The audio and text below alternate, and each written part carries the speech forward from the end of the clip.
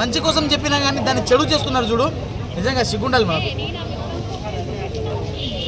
కానీ చాలామంది అనసూయ గారు, చిన్మయ్ గారు వీళ్ళందరూ రియాక్ట్ అవుతున్నారు కదా, మా బాడీ మా ఇష్టం అని. సో దానికి ఏం చెప్తున్నారు? ఎక్కువ తిరగండి అయ్యా, మేమేం చెప్తున్నాము, మీ బాడీ మీ ఇష్టం. ఆయన చెప్పింది మీకు కాదు కదా, మీ పేర్లు పెట్టలేదు కదా, మీ పేర్లు పెట్టలేదు, మీకు చెప్పలేదు, డైరెక్ట్ వచ్చి మీకు కాల్ చేసి చెప్పలేదు, మీ నెంబర్ పెట్టలేదు. సో ఆయన ఏంటంటే ఆయన ఎవరికి తగిలాలో వాళ్ళకి తగిలేలా వాళ్ళకి చెప్పుకున్నాడు. అది ఎవరికి తగిలాలో వాళ్ళకి తగిలిద్ది. ఒకవేళ మీరు ఇంకేమైనా తప్పులు ఏమైనా చేస్తే అది మీకు తగులుతుంది. మీ బాడీ మీ ఇష్టమని మీరు అరవాల్సి వస్తుంది. సో మీరు అరవకుండా మీరు మీ ఇలాగ ఉంటే బాగుంటుంది. అదే ఆయన మీద కేసు కూడా అవ్వా నా ఏ రకంగా కేసు పెడతారన్నా, ఏ సెక్షన్ మీద వేస్తారన్నా కేసు? ఆయన ఏమైనా హెరాస్ చేసిండా అన్న, నాకు అర్థం కాదు. లేకుంటే ఆయన ఏమైనా చేయి పెట్టుకుని గుంజిండా, లేకుంటే ఇంటికి వచ్చి కొట్టిండా? ఏ రకంగా కేసు పెడతారన్నా నాకు అర్థం కాదు.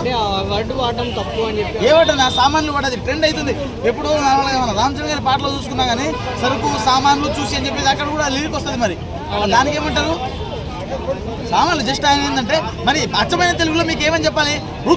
జాలని చెప్పాలా, వృక్ష జాలని అట్లా డైరెక్ట్ అచ్చమైన తెలుగులో చెప్పాలా ఆయన? లేకుంటే ఇంకా గట్టి బ్యాడ్ వర్డ్ చూసుకోవాలని చెప్పాలా? ఆయన ఇంకా ఎవరికి అర్థం అవ్వాలో వాళ్ళకి అర్థమయ్యేలాగా చెప్పాడు. సో సామాన్లు అని చెప్పేశాడు అంతే.